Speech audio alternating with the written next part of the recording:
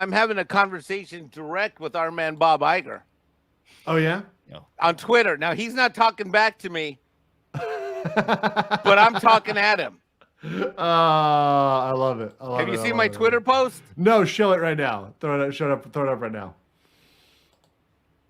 Do you still have Epstein's number? Dang it, Bob. I went to bed and woke up this morning and our stock is down again to 88.58. Bob, what are you doing? I feel like you're asleep at the wheel. Maybe you should not have bought so many IPs on credit, Bob. Then this morning, dang it, Bob, this is not feeling like the stock ride of a lifetime. The time is now. Get out of politics and focus on the core business, Bob. But he is taking you on the ride of a lifetime, Mike. I mean, dude, I feel like I'm going down Space Mountain and I'm just don't know where I'm going. It's like I'm going down Space Mountain. They forgot to finish the tracks. Yep. You know? Yeah. But I don't know. I mean, have you guys also seen the plans for Epic Universe? Because like I look at this and the IPs are going to put in here, like with like How to Train Your Dragon and other Fantastic Beasts, some of the Universal Monsters and Nintendo. And I'm just like, I think they have a real shot at getting beating the attendance numbers for Magic Kingdom, at least like sometimes during the year. I think it's actually possible to me. What do you guys think about that? I mean, do you think there's a? I think it's going to be an absolute bloodbath. Yeah. I mean, when I think agree with your assessment. I heard you earlier before I came on the stream. Yeah. When you were giving your intro remarks for the stream tonight. Yeah. Let's step back and let's look at this. We got Donkey Kong Country. We got Mushroom Kingdom. We got the classic stuff. I love the How to Train Your Dragon thing. Which, by the way, the How to Train Your Dragon people. I've got some cousins that they are way into that whole IP. Yes. They are like huge into it.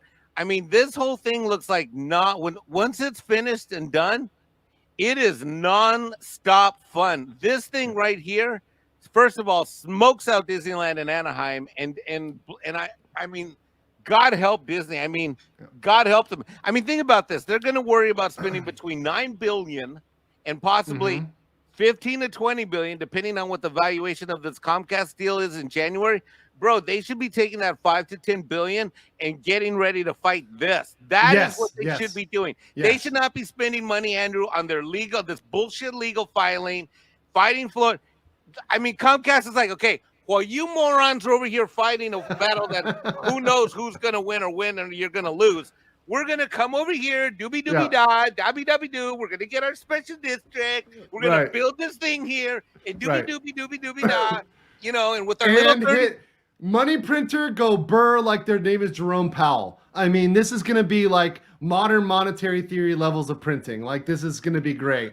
Well, I see this on two levels here. You've got, first of all these things that are made up of, you know, the Harry Potter and Nintendo Land alone is all you really need to have more success right now than what Disney's got. And why is that? Well, that is because Disney, instead of nurturing their classic fairy tale princess movies and other properties that they're known for, have decided to, as Mike put it so eloquently just before, bought up all these other IPs on credit.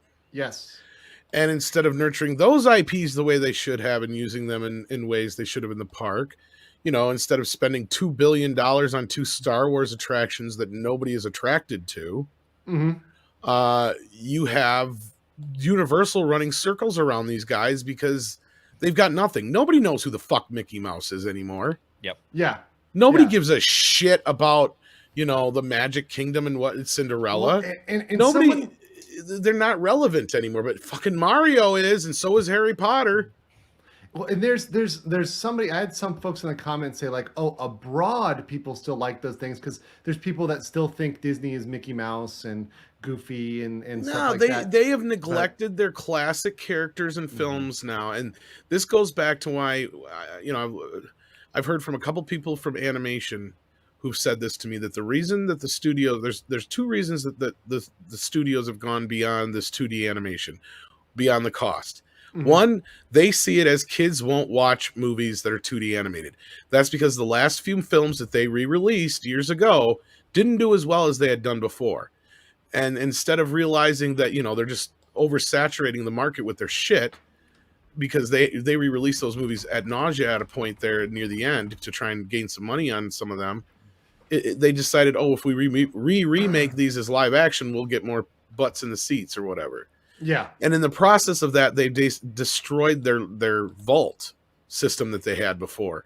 And the vault system is what made these movies popular in the first place. And sure, we reached an era where home video that didn't wear out. That was the other problem. Mhm. VHS didn't last. So every generation, and I don't mean like every 20 years, I mean like every so often, every 7 or 10 years, when they would do these release cycles, you'd have a new crop of kids that would be introduced to these movies. And to them, they're brand new movies. They have never seen them before, but they've heard them hyped up by their cousins and their friends and their family and all that kind of shit. They don't have that no more, but Harry Potter does, Mario does, all these properties that these other companies do. They don't have that for anything anymore. And they have not used Mickey Mouse or any of the other characters in any way that has really brought them to a new generation outside of just a few things but nothing to really speak of. Yeah, no, it's nothing new. It's nothing even closer comparable to what Universal's bringing in. And I just like, I don't know if you guys realize, but like the location of this, and this is the development plan right here, and obviously it's them building up. But where this is specifically located is so strategically important because Universal has this property that is right next to the Orange County Convention Center, which is the second largest convention center in terms of number of attendees in the entire United States. It's also right next to iDrive, which I know some people feel a lot of ways. Local Orlando people may feel a certain type of way about iDrive. But there's all these businesses and hotels along that, and so much ability to service this in a way that Disney can't really respond to. Like Disney Springs isn't a response to this. They didn't want to put up money for the rail cars, right? I mean, that's that whole thing, and you can see the proximity to the Orlando airport and the ability for them to set up that link with a train that just goes here and then down to Miami. They're going to be in the Universal ecosystem the entire time. Yeah, which is by the way what they learned from Disney, because that's what Disney used to do with the buses. They put you on the bus and you're in the Disney ecosystem the entire time. You know, but Disney fucked up with that because Disney said, "Oh, we don't want to deal with you, Brightline. Screw you. We don't want to collaborate. We don't want to contribute." Here's what they took it as. Disney took it as, if you want this, you need to do it yourself and give it to me as tribute, like the Chinese, right back in the day, like the old Chinese system. You know, and that's not how things work. Disney thinks they're Xerxes, and they keep asking for like earth and water. Yeah. Bob Iger thinks he's Xerxes, like from the 300. That is so accurate. Actually, that sounds more like a mob move to me. My man Iger comes to Florida. All he asks is for a sacrifice, mere earth and water. From you descent, earth and water. I mean, you could go to that extent, or like I said, like a mob boss, more or less. But like, yeah. Well, I mean, Disney's own hubris is doing them in, right? I mean, that's the bottom line at this point. Their movies are not getting the traction that they expect. Their parks are not getting the traction that they expect. Universal has just been moving along, right? They sat quietly during all of that House Bill 57 crap last year. Because why would Universal get involved? Let Disney destroy themselves.